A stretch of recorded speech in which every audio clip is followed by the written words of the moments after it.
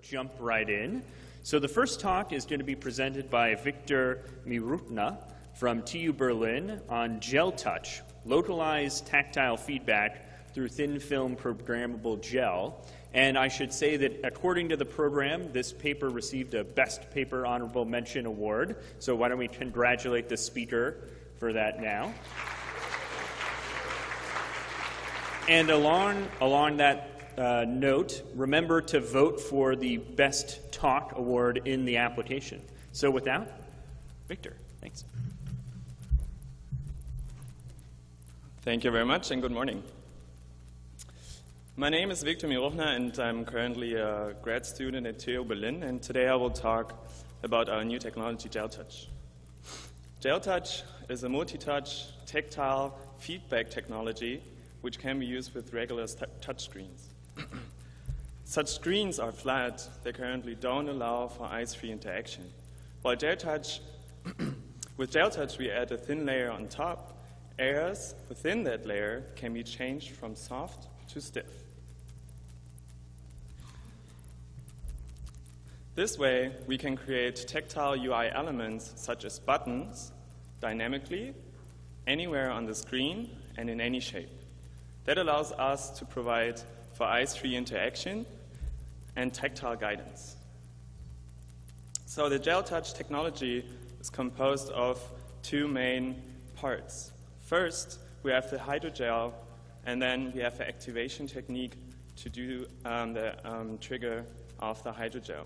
The hydrogel is a thermoresponsive hydrogel layer and transparent when non-activated, so it allows us to put it on top of the screen. Right below that, we have an activation technique, which triggers the hydrogel.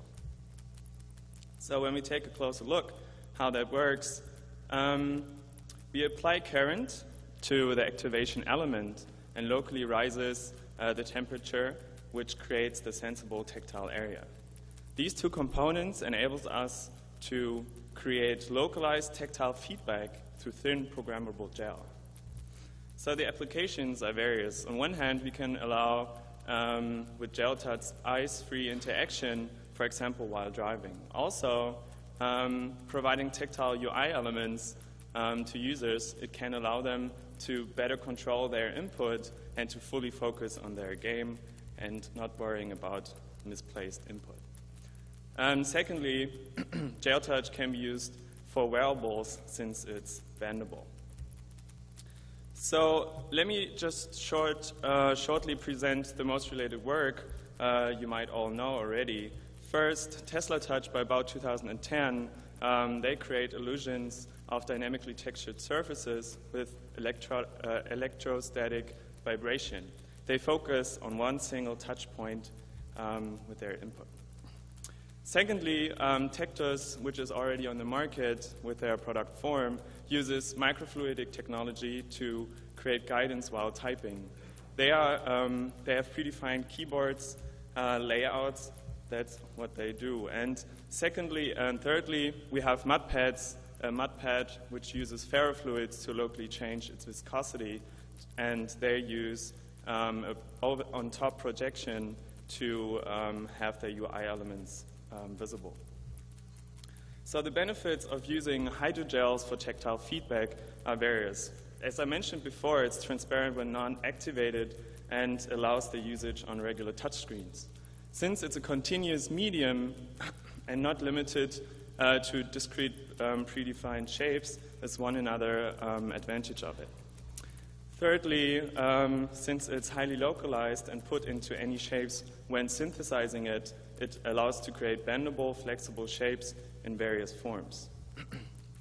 Also, since we can program it and selectively address that pixel, allows various advantages to that technology.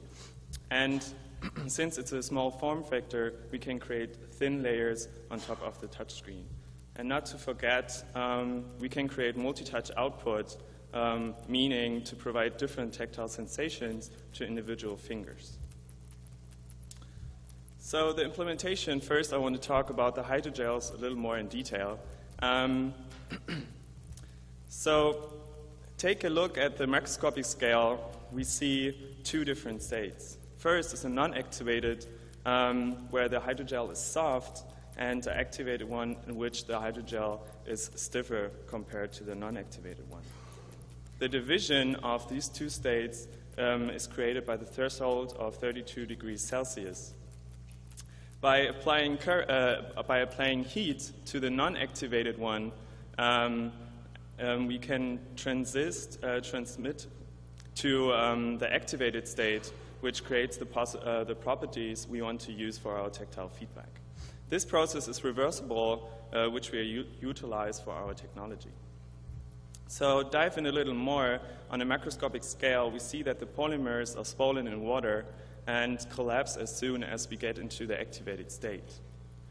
To fully understand that, we have to dive in even a little more into the nanoscopic scale, where we see the non-activated state to have a dominant groups attracting water, while compared to the activated state, the intermolecular attraction forces are stronger, pushing the water out of the system and causing the network to collapse and become stiff, which we are using for the GelTouch. Hydrogels are not new to the research. There are very nice applications for that. One is the drug delivery system, which allows to release medicine right where it's needed. For example, on pH responsive hydrogels, since the body has various pH values, allowing the medicine to get to that surface. Also, actuators or tissue regenerations and molecular switches are applications for hydrogels.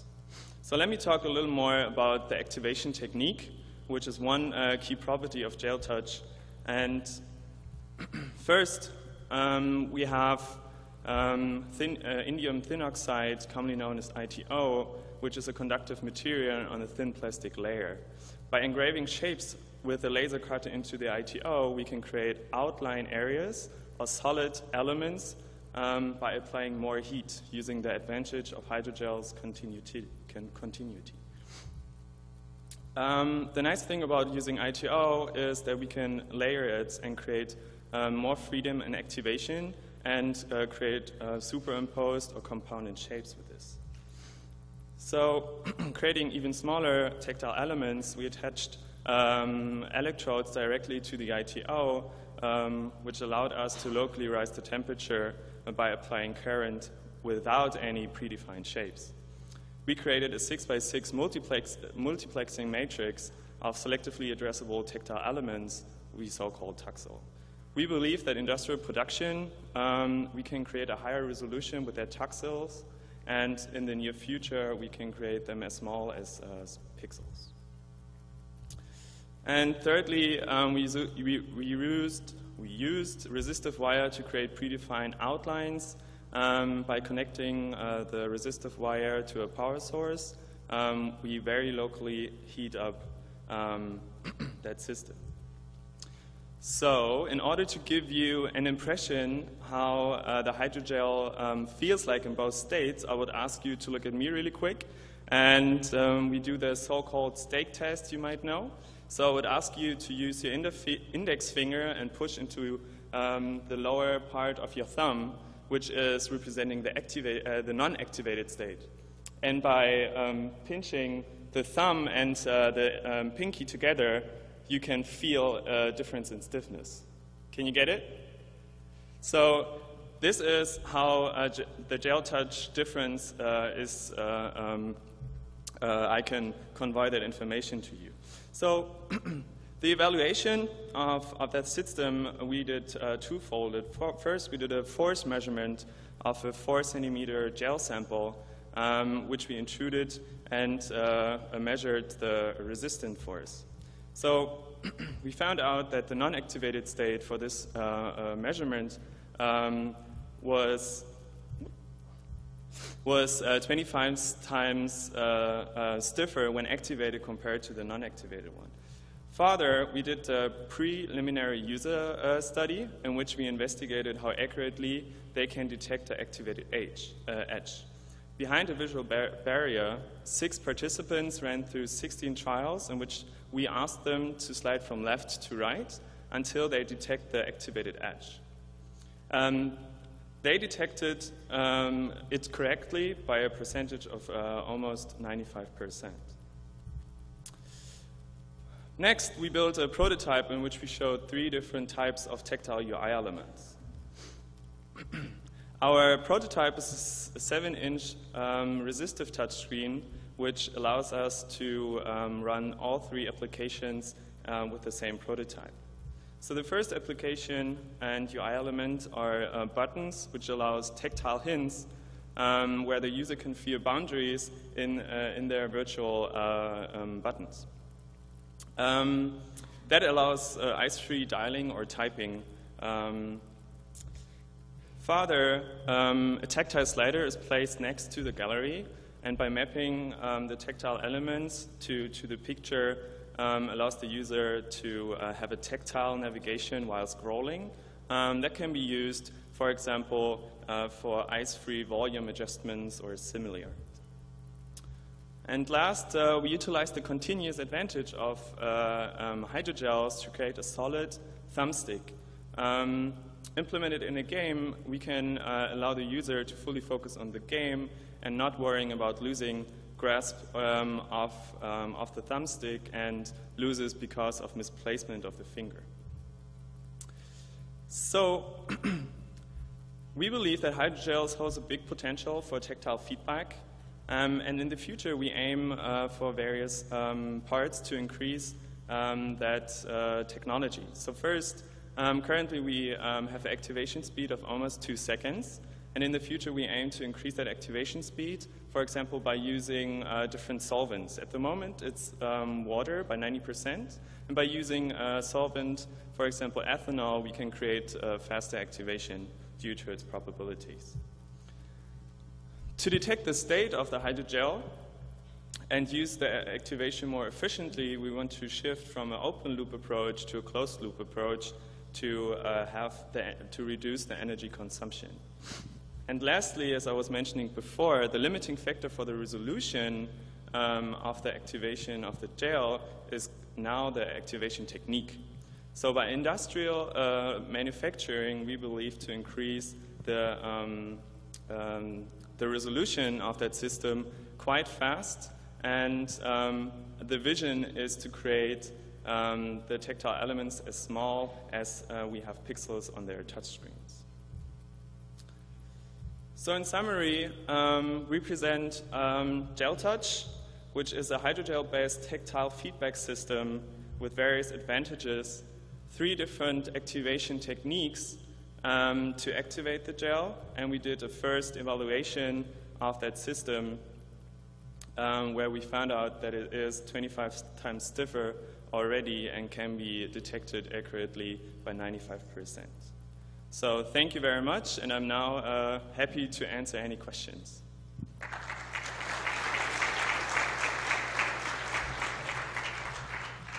So actually, before we jump into questions, we're doing a new thing this session where we're going to, people will raise their hands and we'll bring you the microphone. So don't line up, but please start, roll. Do you want me to stand up still? No. You should stand up. I'm saying don't line up. But. Thanks. This is wonderful. Oh, I heard things. Thanks again.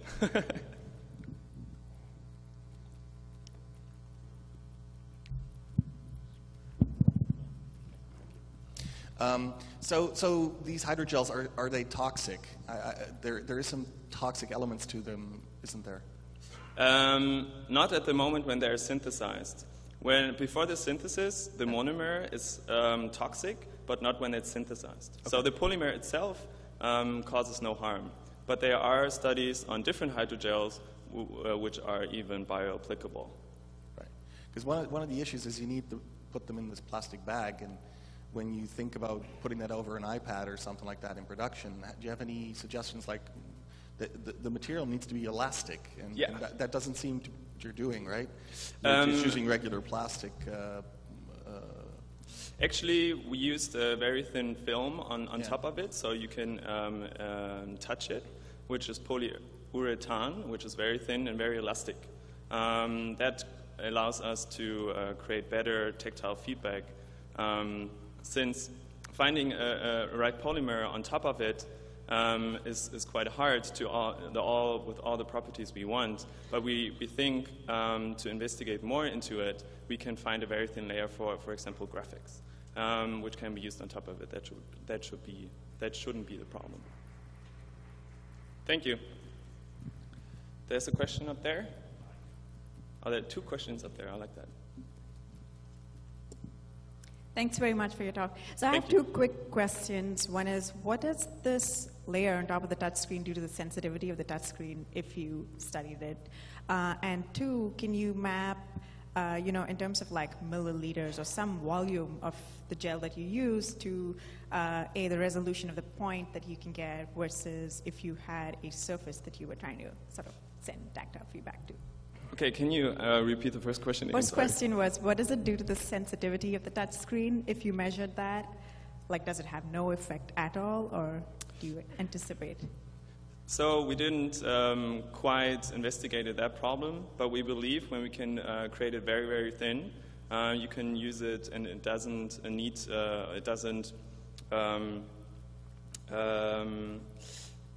interrupt or creates worse input with touchscreens. But I believe that we have to adjust the parameters of touchscreens, for example, capacitive touchscreens, since it's a layer on top of it. Sure.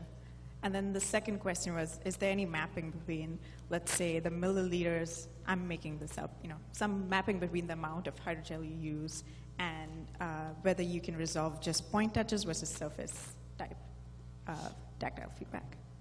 I'm not sure if I get the question right. Can you repeat that real quick? I don't mean to derail all the rest of the questions, but what I was trying to understand is what is the resolution available as a function of how much hydrogel you use, the quantity. Okay. The volume. That's a good question. Now I get it finally. But I'm not sure how to answer it. We believe that, as I mentioned before, that since we can create it very small, we have to investigate how small we have to get to have still the same sensation with the tactile sense. So maybe we can talk in like half a year, and then I will answer that question better. Okay, a quick one. Yes. Power consumption, say on that telephone dialing pad, the power consumption of a single key to get activated? Yeah, it's currently at our prototype. It's 1.7 watts at the moment, and which is quite high. But it allows, but in the future, as I was mentioning, we believe to reduce that dramatically by using different activation techniques. The smart gels, or the hydrogels, can be activated not just by heat, but also by pH value, which allows us to maybe change it just once by triggering the activation, and that's it. So I believe that we can reduce that energy consumption quite dramatically. Any further questions? Please. We have time for one more question, if there are any. Okay. Hi. Hey, so this is Roger from Microsoft. Actually, very cool. Sorry, maybe you said it and I missed it, but what's the relaxation time? How long do you have to wait for it to cool down in order to go soft again? Yeah, let me do a remark on the activation in general. It's like, since we are 2 millimeters thick at the moment, and we believe that we can get smaller, the activation time overall can be increased quite fast. For the prototype, I can give you numbers, which is 2 seconds for the activation and 3 to 4 seconds for the relaxation. And if you were in ambient temperature, presumably the whole thing would just be get rigid, right?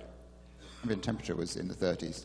Yes. So at the moment, it is a threshold of 32 degrees, which is quite close to the body temperature, or when you're exposed in Doha in the desert, for example, it's not that applicable at the moment. But we can push the threshold up by adding co-monomers to the original polymer or the hydrogel, which allows us to set the threshold where we want it. 'It. 'So we can do that. Cool, thank you. Yeah, thank you. 'Cause Any further questions? Please. I Great. Well, let's thank our speaker. Thank you.